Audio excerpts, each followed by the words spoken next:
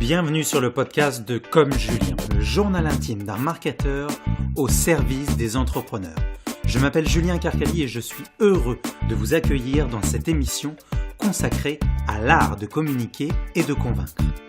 Démarrons tout de suite cet épisode avec pour thème comment travailler votre e-réputation grâce à votre ADN d'entreprise. Les erreurs les plus communes des compagnies, c'est 1. De croire qu'elles savent tout de leurs clients. 2. D'utiliser la carotte et le bâton.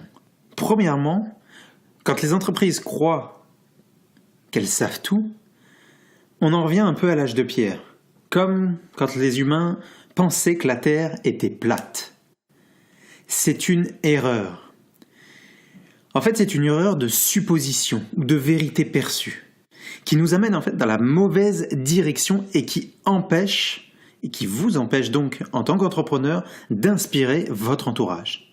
Si vous utilisez la carotte et le bâton, là, vous n'avez aucune idée du pourquoi vos clients achètent chez vous.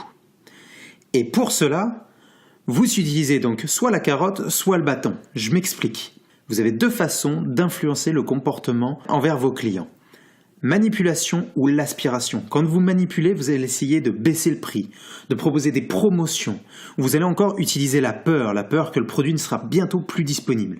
Il y a aussi l'exemple de la pression de l'entourage, que ce soit par le biais d'experts ou par le biais de personnes de sa famille.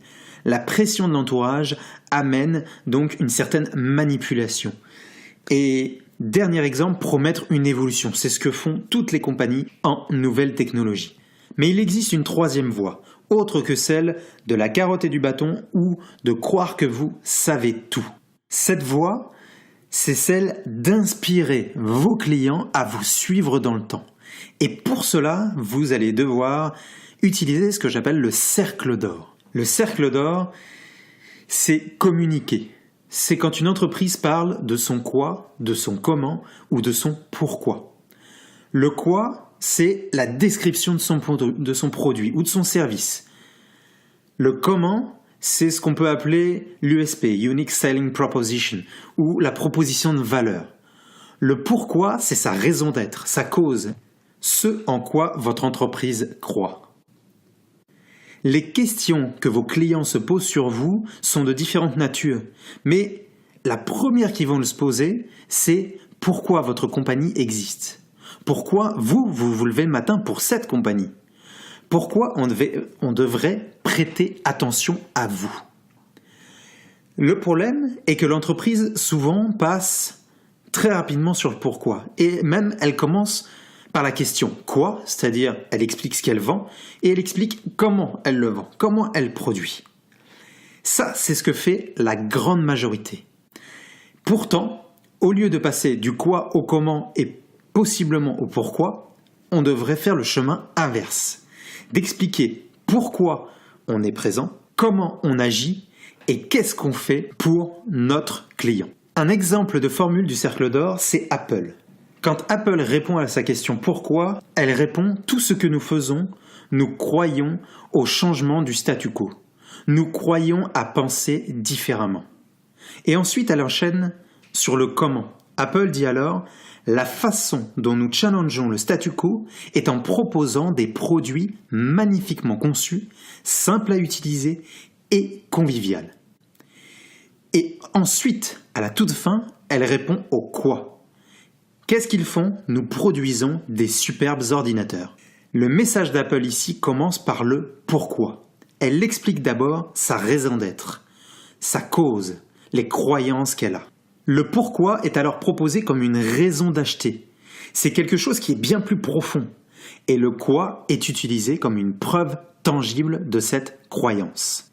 Mais alors pourquoi vos clients ont besoin de savoir le pourquoi de votre compagnie? Je vais vous donner un exemple pour cela très précis. Nous ne connaissons clairement pas tout le monde dans notre ville.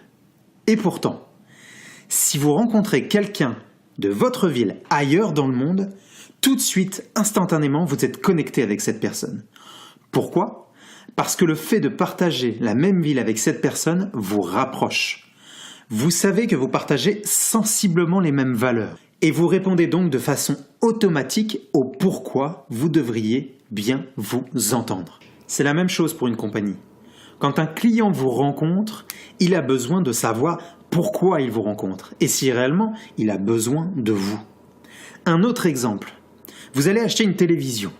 Le vendeur vous donne toutes les caractéristiques techniques du plasma ou du LCD. Vous ressortez avec un LCD sans être vraiment 100% convaincu. Et là, vous vous retrouvez quelques temps après avec un ami qui vous dit qu'il a acheté un plasma et qui vous explique pourquoi. Instantanément, vous devenez jaloux de cette personne et vous vous dites « Est-ce que j'ai pas fait une erreur en achetant mon LCD ?» Dans cet exemple, le vendeur n'a pas su communiquer sur le pourquoi. La raison pour laquelle vous devriez en fait choisir cette télévision, donc le LCD, plutôt que le plasma. Ou l'inverse, c'est juste pour l'exemple. Et en tant que compagnie, si vous échouez à communiquer sur votre pourquoi, vous créez du stress, de l'anxiété chez la personne qui veut acheter. Et donc, vous amenez une décision beaucoup plus difficile à prendre pour votre client. D'où toujours énoncer le pourquoi de votre compagnie. La question qui vient ensuite, c'est de se demander, mais comment je vais pouvoir travailler sur ce pourquoi ? C'est un processus de réflexion. Ce pourquoi, en fait, vous aidera à gagner la confiance de votre clientèle. Et la confiance, ça fait tout entre un client et une compagnie. En bref, le pourquoi, c'est votre ADN. Le quoi, c'est la preuve que vous allez bien délivrer un produit ou un service à votre client.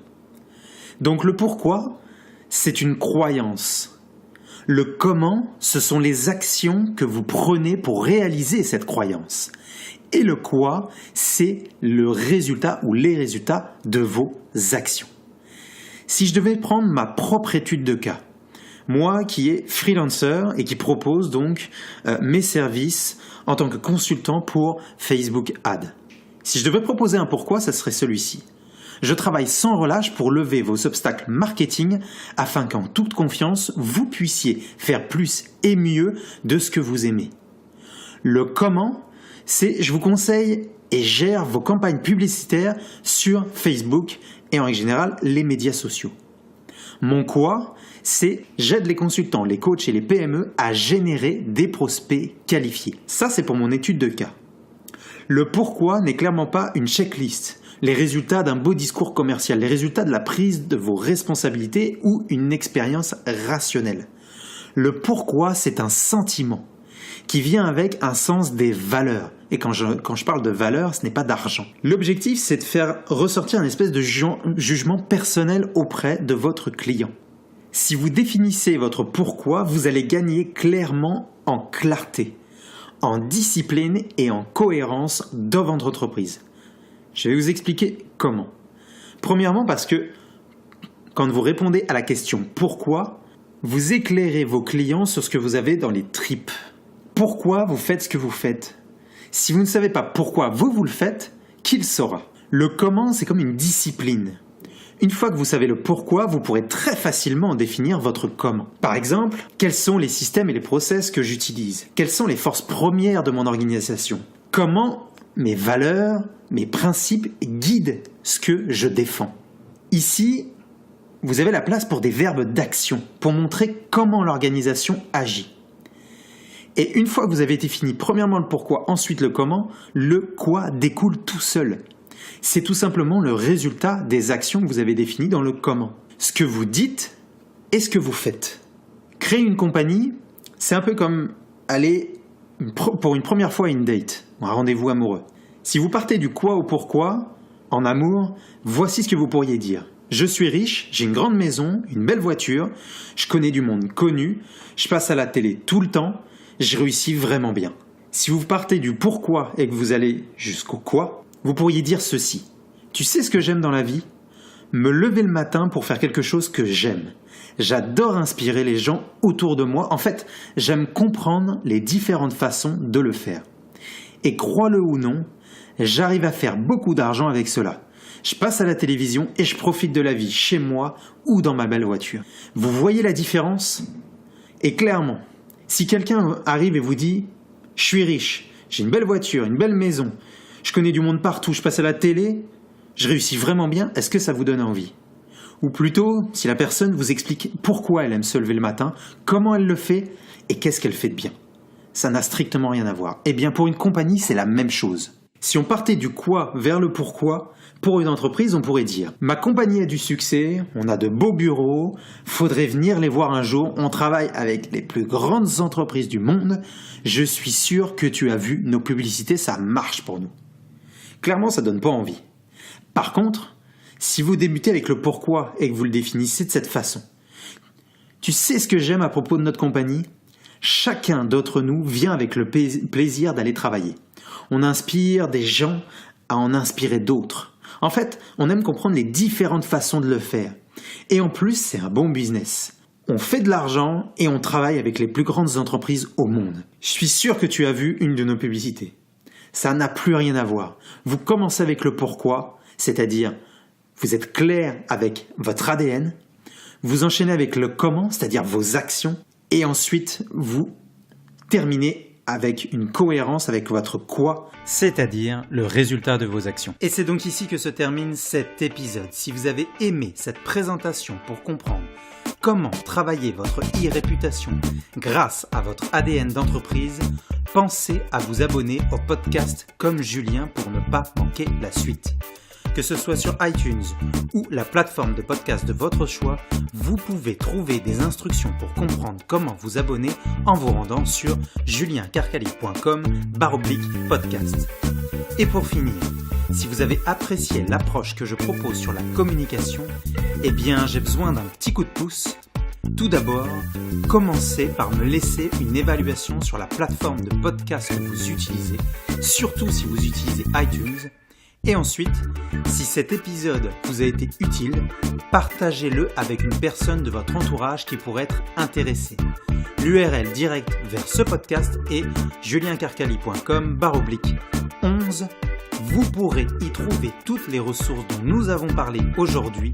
Je vous remercie de m'avoir écouté jusqu'au bout et je vous dis à la semaine prochaine.